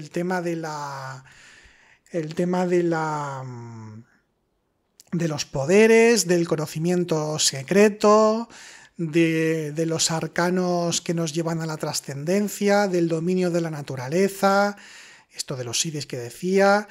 Estaba muy en boga todo esto en aquellos tiempos, y esto es un hijo de su tiempo más, pero que tuvo bastante repercusión hasta que luego, pues ya os digo, que es uno de los padres y madres de la nueva era, y ahí tenemos pues uno de los inicios de lo que es la pseudoespiritualidad en Occidente. Producto americano, y absolutamente. Recuerdo, por cierto, que también la teosofía se funda en Estados Unidos como movimiento. En fin, espero que este análisis no haya parecido como muy crítico en el sentido visceral, porque sé que en algún momento pues eso, me quedo un poco alucinado con algunos preceptos que dice, pero de verdad, y espero que se haya visto. Si tenemos en cuenta la primera parte de este podcast, que me parece que ahora va a quedar de los podcasts más largos que hemos hecho en Sendero a la Nada, si tenemos en cuenta lo que hemos visto en la primera parte del podcast, como principios del hermetismo comprobables en el Corpus Hermeticum, si vemos toda la tradición espiritual, incluyendo las 3 religiones del libro, o si queremos incluso ampliamos al zoroastrismo, ya no me voy ni a Oriente. Si tenemos en cuenta todos esos conocimientos, y luego también nos vamos a Oriente, en el sentido de que el movimiento Nuevo Pensamiento se atribuye conocimientos de la antigüedad budista, hindú y taoísta, etc., y vemos los textos clásicos como tales, no tiene nada que ver, no tiene ninguna relación. No dice gran cosa ese libro a nivel de contenido. Entonces, bueno, pues es el contraste. Este podcast es un podcast de contrastes también, porque era un tema que creo que tenía pendiente de hablar un poco también de esto, ¿no? De esto, tanto de la primera parte como de esta. Espero que os haya parecido de interés y, sin más, os deseo una feliz y consciente semana. Que vaya muy bien.